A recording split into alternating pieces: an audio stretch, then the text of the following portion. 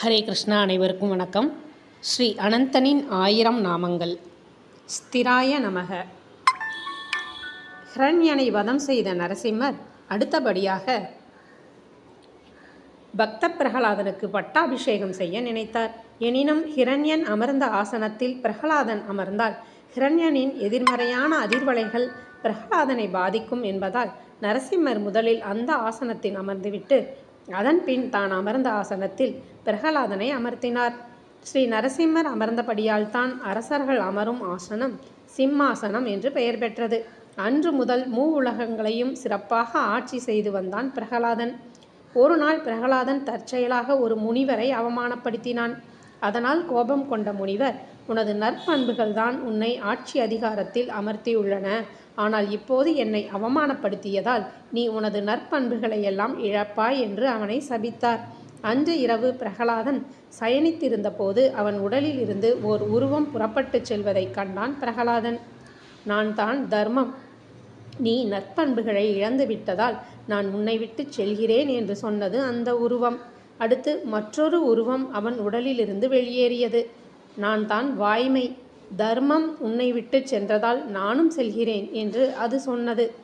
அதைத் தொடர்ந்து இன்னொரு உருவம் வெளியேறியது. நான் தான் நன்னடத்தை. வாய்மையில்லாத இடத்தில் நான் இருக்க மாட்டேன் என்றது. அது கடைசியாக ஓர் உருவம் வெளியேறியது.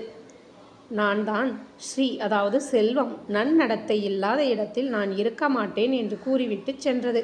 இப்படி நற்பண்புகளை இழந்ததன் விளைவாக தர்மம், வாய்மை, நன்னடத்தை, செல்வம் அனைத்தையும் இழந்தான் பிரகலாதன். இத்தகைய நற்பண்புகளை இழந்ததால் திருமாலிடம் அவன் கொண்டிருந்த பக்தியும் குறையத் தொடங்கியது. இந்த நிலையில் தனது அசுர சேனையை திரட்டிக்கொண்டு தேவலோகத்தின் மீது படையெடுத்தான் பிரகலாதன். பிரகலாதனின் சேனை இந்திரனையும் மற்ற தேவர்களையும் தாக்கியது. திருமாலின் உதவியை நாடினான் இந்திரன். எங்களை துன்புறுத்திய ஹிரண்யனை நீ வதம் செய்து விட்டாய். இப்போது நாங்கள் நல்லவன் என்று கருதிய ஹிரண்யனின் மகனான பிரகலாதன் எங்களை தாக்க வருகிறானே. நீதான் இவனிடமிருந்து எம்மை காத்தருள வேண்டும் என்று திருமாலிடம் பிரார்த்தித்தான் இந்திரன். அப்போது போர்க்களத்துக்கு வந்தார் திருமால். பிரகலாதனை திருமால் தாக்குவார் என்று ஆவலுடன் காத்திருந்தான் இந்திரன். ஆனால் திருமால் பிரகலாதனை தாக்கவில்லை. ஓடிச் சென்று தனது பக்தனை ஆற தழுவி கொண்டார். திருமகள் கேள்வனான திருமாலின் ஸ்பரிசம் பிரகலாதன் மேல் பட்டவுடன் பிரகலாதனிடம் அந்த செல்வம் திரும்ப வந்துவிட்டது. செல்வம் வந்தவாறே நன்னடத்தை வந்தது. நன்னடத்தையை தொடர்ந்து வாய்மையும், வாய்மையை தொடர்ந்து தர்மமும் பிரகலாதனிடம் வந்தன. முன்போல் நற்பண்புகள் வாய்ந்தவனாக விழிரத் தொடங்கினான் பிரகலாதன். அடுத்த நொடியே தனது தவறை உணர்ந்து திருமாலிடம் மன்னிப்பு கோரினான். முனிவரின் சாபத்தால் எனது நற்குணங்களையும் பக்தியையும் இழந்தேன். இறுதியில் தேவர்களையும் தேவாதி தேவனான உன்னையும் எதிர்த்து போரிடவும் துணிந்து விட்டேனே. என்னை மன்னித்தருள வேண்டும் என்று வேண்டினான். அதற்கு திருமால், பிரகலாதா, நான் உன் மீது கோபமே கொள்ளவில்லையே. கோபம் கொண்டால் தானே மன்னிப்பை பற்றி பேச வேண்டும். என் பக்தர்களிடம் எனக்கு என்றுமே கோபம் வராது என்று சொன்ன திருமால் பிரகலாதனுக்கு அனுகிரகம் செய்து அவனை அனுப்பி வைத்தார். பிரகலாதன் தொடர்ந்து நல்ல முறையில் 3 உலகங்களையும் ஆண்டு வந்தான். இவ்வாறு தனது பக்தர்கள் பிழைகள் செய்தாலும் அந்த பிழைகளை பொறுத்து கொண்டு அந்த நிலைப்பாட்டில் உறுதியோடு இருப்பதால் ஸ்ரீ நரசிம்மர் ஸ்திர என்று அழைக்கப்படுகிறார். ஸ்திர என்றால் உறுதியோடு இருப்பவர் என்று பொருள். அதுவே விஷ்ணு சகஸ்ரநாமத்தின் 205வது திருநாமம். அடுத்ததாக அஜாய நமக. ஸ்ரீ நரசிம்ம அவதாரத்தின் பெருமைகளை விளக்கக்கூடியது இது.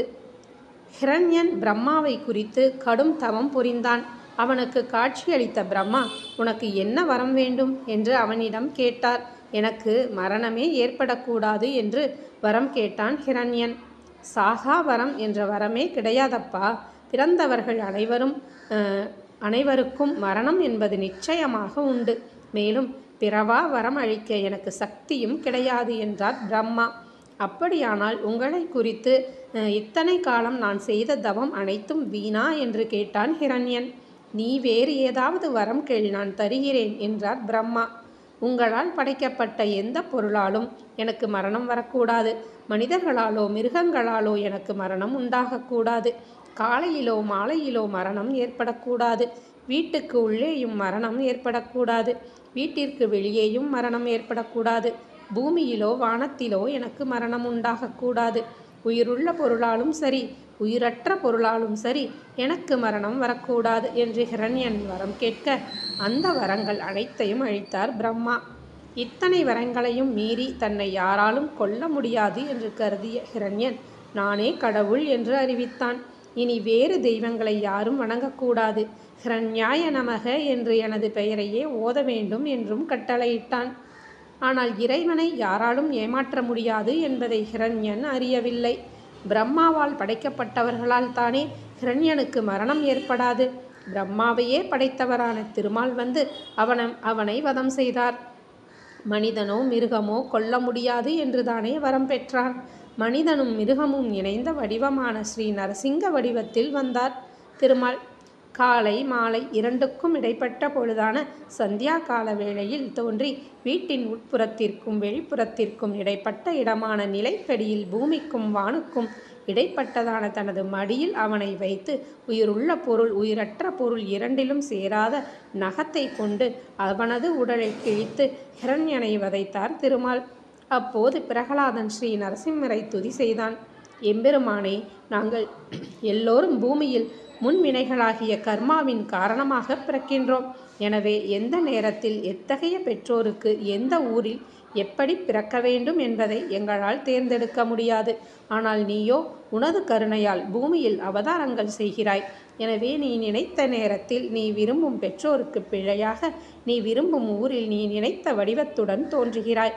இப்போது அத்தகைய ஒரு மாயம் செய்து இந்த தூணிலிருந்து தோன்றி இந்த தூணை பிரம்மாவுக்கு பாட்டியாக ஆக்கிவிட்டாய்.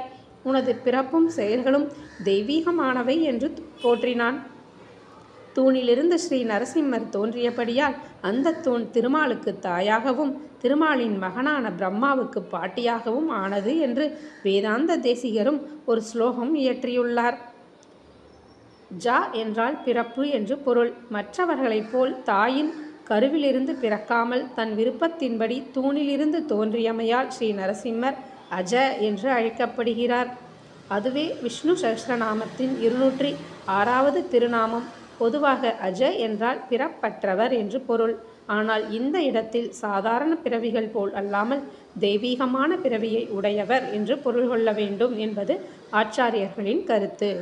அஜாய நமக என்று தினமும் சொல்லி வரும் அன்பர்களின் இல்லத்தில் பிரகலாதனை போன்ற பிள்ளைகள் பிறக்கும்படி ஸ்ரீ நரசிம்மர் அருள் புரிவார். நன்றி. ஹரே கிருஷ்ணா. சர்வம் ஸ்ரீ கிருஷ்ணார்ப்பணம்.